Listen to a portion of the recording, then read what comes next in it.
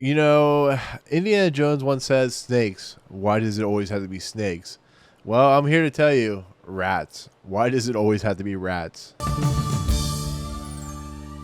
What's going on, everyone? Welcome to Movie Emporium's Netflix original series review of Guillermo del Toro's Cabinet of Curiosities. This, of course, will follow episode 2, which is Graveyard Rats, directed by Vincenzo Natali. Okay, so an episode about rats. Rats are a disgusting cretin, I guess you could say. Yes, people have pets that are rats, but for the most part, rats carry diseases. And a whole episode that's developed and devoted to rats. Sure, bring it on. Very much a horrifying element.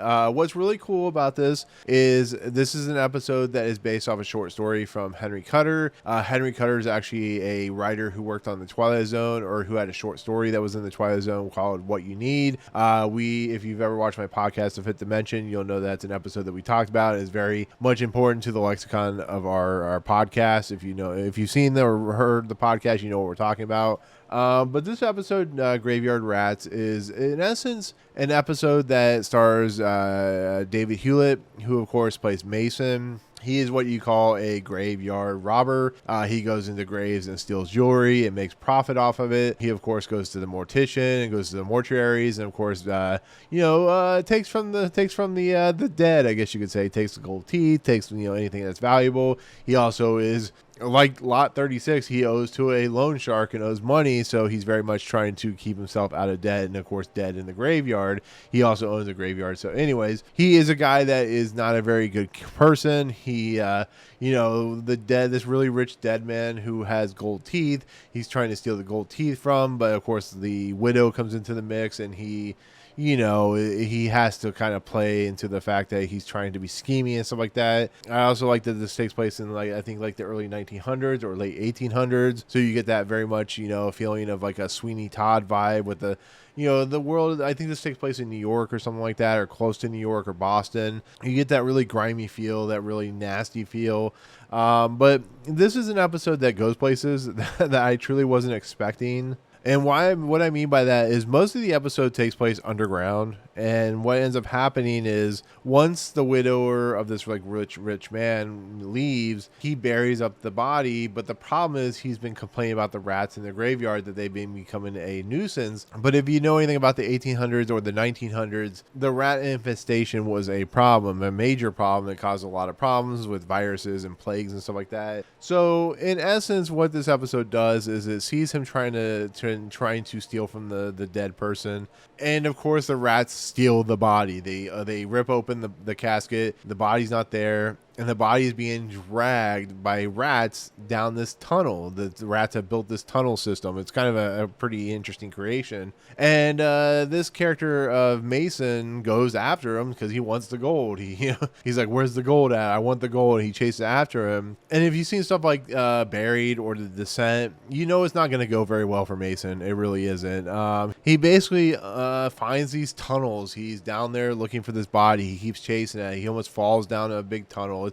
It's a very much a ongoing situation that these rats are creating. But this episode gets crazier and crazier as it moves along, because he gets to a point where there's a cave in. He kind of blacks out. He wakes up, and I have kind of maybe an idea maybe what's going on. But anyways, he wakes up and he sees what it could only be described as the rat from Princess Bride, the very large rat. And it's a very monstrosity looking creature. It's very much a Guillermo del Toro creature, and it has a thirst for eating the dead and so on and so forth. And it's disgusting. It's like straight out of like Princess Bride. You'll know it when you see it. And he runs away from it, and he finds himself he finds himself in this cavern, and he finds a bunch of dead bodies. Of course, they have all kinds of jewelry and gold and stuff like that. And of course, he is one to not partake in stealing from the dead, and he steals from all these bodies.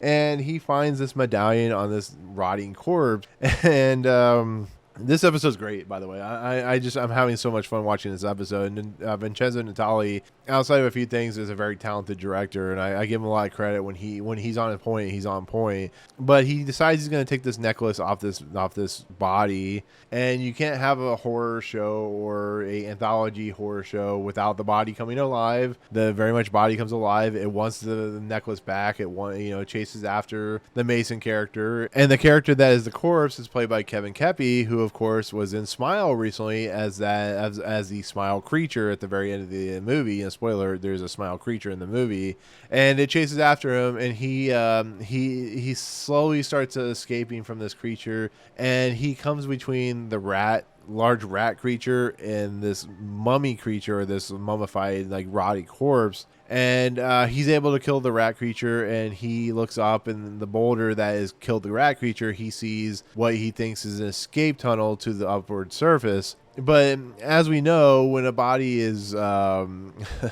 finally put in the grave, he climbs up and is able to escape the corpse. But he climbs up and he finds out he's kind of stuck in this casket that he was originally in, and he has no way of escape. And then the rats attack him and kill him.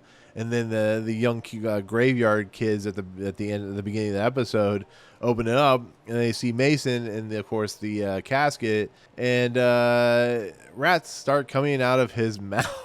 Rats start coming out of his mouth. They start engulfing the character himself. The kids run away, and that's the end of the episode. Mason has been killed by rats coming out of his mouth, which is disturbing and disgusting and awesome in lots and lots of ways. But I had to say, this is a better episode than Lot 36. It doesn't start out very good to me personally, but when it starts getting into these really great horror elements and really, creepy elements, you deal with a very, what would be early century storytelling aspect. Lot 36 really feels like a very contemporary story, but because this is set in like the late 1800s, early 1900s, there is an aura that I love about this century. You look at like From Hell, or you look at like Sleepy Hollow, you look at, Sweeney Todd. I know those are all Johnny Depp movies, but you get what I'm saying. These are movies that are set in that time period that deal with like very crazy scenarios with this is a movie, this is an episode that also deals with the fact of, the things you are stealing from are not yours, and you're going to pay the price for it. And he eventually does pay the price of his greed and all that stuff. So there's a really great payoff for the character, because he's not a great character. And I think it's funny that the first two episodes that released on the first day, October 25th, are episodes about really kind of greedy people who kind of screw themselves over in the long run and pay the price for it. And that's what it shows here. The both creatures that attack them, this time it's rats, is like out of Plague Tale Requiem or Dishonored video game. And it's a really good episode. It's well directed, it's well shot, it's well acted, it's goofy and funny. There's definitely funny moments in it. It definitely has the creep factor. It definitely has the great payoff, and I really like this episode. Now, what other people will think, I don't know, but for me, this is like a 9 out of 10, to be fairly honest. Like I said, it doesn't start out very strong. It is a little slow and plodding till it gets to a point where he's chasing after the rats. That's when it kind of kicks up. But I love what this world is doing. I love what Vincenzo Natali is doing, and for a second episode, I think this is a really great episode. I really do. I think this is a 9 out of 10 episode. So with that said, that is where I'm going to stand on this episode. Like I said, the world building is awesome. The landscapes and the views and being underground and dealing with all that scenario. I think possibly he could have been dead the whole time, and like he got stuck in because you see like a shot where he dreams that he's being boarded up in the casket. Maybe he was dead the whole time and the rats killed him, and it was just kind of his last thoughts and lingering things of trying to be escaped and stuff like that.